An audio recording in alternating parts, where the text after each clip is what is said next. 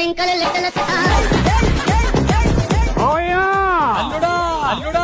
Come on! Oh yeah! దేవుని పేరట అందరికీ వందనాలండి. గతించినటువంటి దినములన్నిటిలో ప్రభు తన రెక్కల చాటును భద్రపరిచి ఈ ప్రత్యేకమైనటువంటి సమయంలో ప్రభు మనల్ని బలపరిచి ఈ రీతిగా మనల్ని దాచి తన కృపను వెల్లడి చేస్తున్నటువంటి దేవాదేవునికి నా యొక్క వందనాలు తెలియజేస్తూ ఉన్నాను. ఈరోజు ఎందుకు ఈ విధంగా రావాల్సి వచ్చిందంటే, నేను ఒక వీడియో చూశాను. అది ప్రోమో వీడియో అట.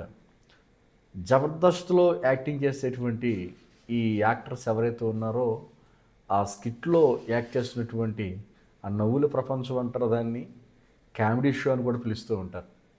ఆ కామెడీ షోకి ఒక పాస్టర్ గారు ఎంటర్ అవ్వడం, ఆ కామెడీ షోలో వారితో పాటు కవ్విస్తూ నవ్విస్తూ సరశక్తులు మాట్లాడుతూ వారు ఏ రకమైనటువంటి ట్రైనింగ్ ఇచ్చారో, ఏ విధంగా వారు ట్రైనింగ్ ఇచ్చే స్కిట్లో వారు మాట్లాడమని చెప్పి ఉన్నారో వాటిని అలవాటుగానే వాటిని ఫాలో అవుతూ వారు చెప్పినట్లుగా మాట్లాడుతూ దేవుని యొక్క నామానికి ఎంతో అవమానకరంగా ఉండేటువంటి ఒక వ్యక్తిగా మనం చూస్తున్నాం. రీసెంట్గా యూట్యూబ్ వేదికగా చాలా పాపులర్ అయిపోయాడు. ఆయన సెలబ్రిటీ హోదా అనేది సంపాదించుకున్నాడు.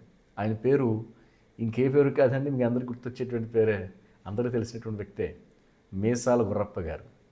మీసాల గుర్రప్ప గారి కోసం ఒకప్పుడు చెప్పేవారు. 90స్లో మేము చిన్ననాటి కాల సమయంలో అనమాట.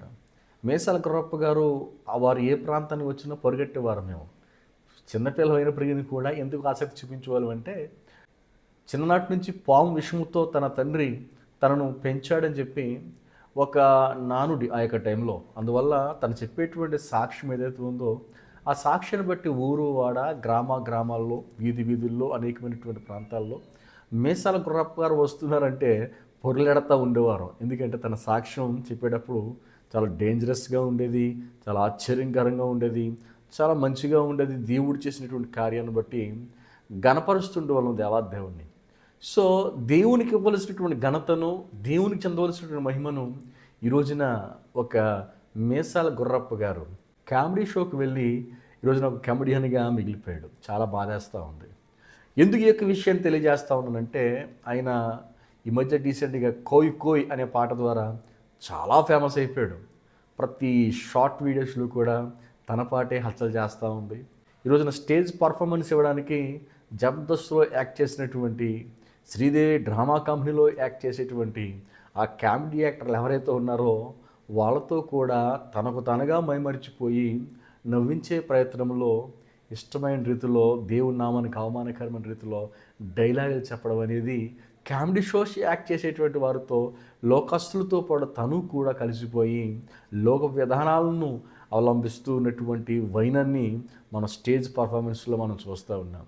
గుండె తరుక్కుపోతూ ఉంది, చాలా బాధేస్తూ ఉంది. ఎందుకంటే క్రీస్తుకు బెలయాలకు ఏం పొందిక? లోకంలో ఉండేటువంటి వారికి, క్రీస్తు నమ్మినటువంటి వారికి వేరియేషన్ చాలా కనిపిస్తుంది కదా. ఒకే సమాజంలో, ఒకే ప్రాంతంలో, ఒకే దేశంలో, ఒకే రాష్ట్రంలో, ఒకే భాష కలిగి ఉన్నప్పటికీ కూడా, ఒకే ఆహారపు అలవాట్లో ఉన్నప్పటికీ కూడా మనం సేవించేటువంటి దేవుడు మనల్ని లోకము నుండి వేరే ఒక ఉన్నతమైనటువంటి ప్రత్యేకమైనటువంటి స్థానంలో ఉంచి సంఘములు అంటికెట్టాడు కదా.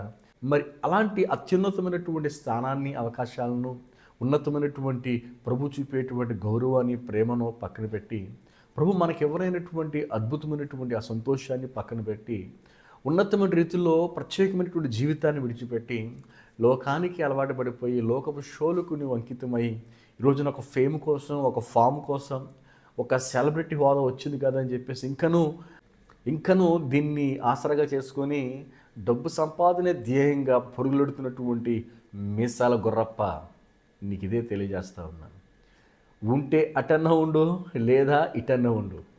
ఉంటే క్రైస్తుడిగానే ఉండు, లేదా లోకస్తుడిగానే ఉండు. నీ ఇష్టం, నీవెంచుకో.